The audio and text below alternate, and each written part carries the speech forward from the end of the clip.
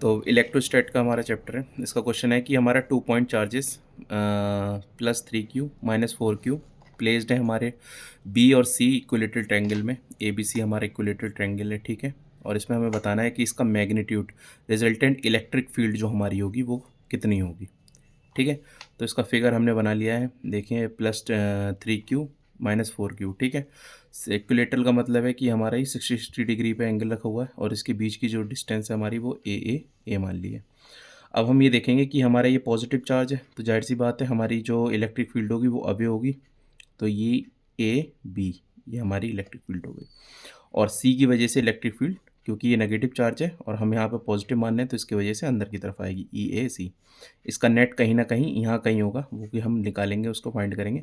और एक चीज़ और पहले ही पता कर लेते हैं कि हमारा ये 60 डिग्री एंगल है, तो ये वाला हमारा लीनियर पेयर से 120 डिग्री एंगल हो जाएगा, ठीक है। इलेक्ट्रिक फील्ड बेसिक हमने यहाँ पे मान लिया है कि लेट कर लेते हैं कि 1/4πε0 Q/A² जो है वो ई है, ई के बराबर है, ठीक है। अब इलेक्ट्रिक फील्ड +3Q के हिसाब से कितनी होगी, 1/4π × 3Q/A², ठीक है।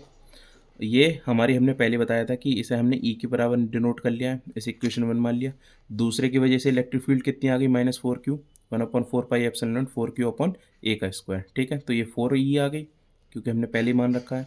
अब नेट इलेक्ट्रिक फील्ड का फॉर्मूला वही हमारा A²B² +2 cos 2AB cos theta का वैल्यू कितनी है, 120 डिग्री, ठीक है। इसमें रख दिया हमने 3E² 4E² into 3E 4E, और cos 120 की वैल्यू होती है -1/2, ठीक है।